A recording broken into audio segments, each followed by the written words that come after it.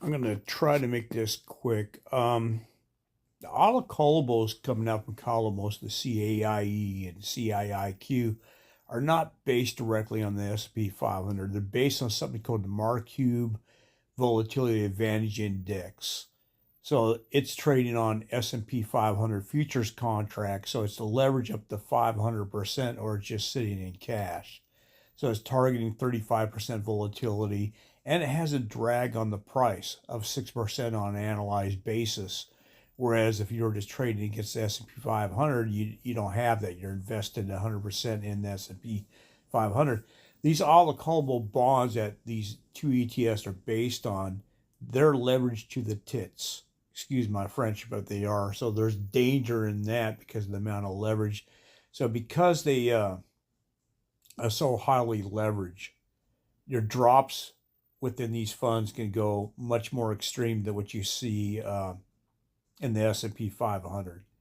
So this index that they're basing these ETFs on, these all callable bond instruments, it was established February 2022, and it's had some pretty significant drawdowns. The max drawdown was over 70% during 08 and 2020. You had two of them. Then you had a 5-year max drawdown, which includes the 2022 bear market where it dropped over 44%. So basically, if these things were expiring around that time period and you didn't get a recovery in the market before they expired, you basically lost all your interest and you experience that same percentage drawdown. And that's how these ETFs are going to work too, in a sense that if you get that kind of drawdown, you're going to lose the dividend and you're going to have that significant pullback in the share price also. And it's going to be magnified because they're trading on not the S&P 500, but on that weird Mercube index. That's the leverage. So that leverage effect, basically, essentially, if the S&P 500 drops 1% on a calm day, the Mercube index might be, because it's the leverage 3x or 4x, could cause a drop of 3 to 4%. And then you got that additional drag, that 6% drag.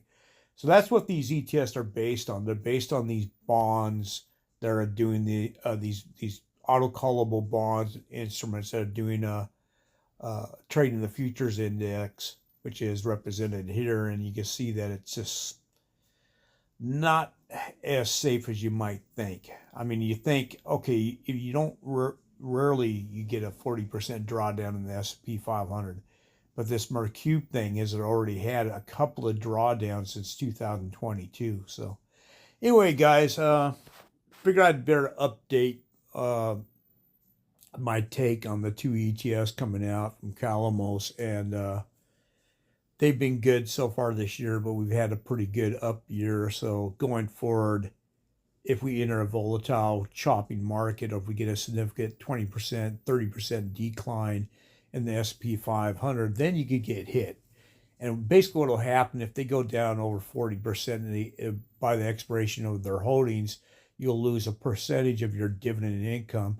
Not out of it, because basically those two ETFs are laddering into the contracts, and each contract they're doing, or each swap rather, is going to have different expiration dates. So there is that hedge. But you're going to suffer a significant downside at times, just like on anything else.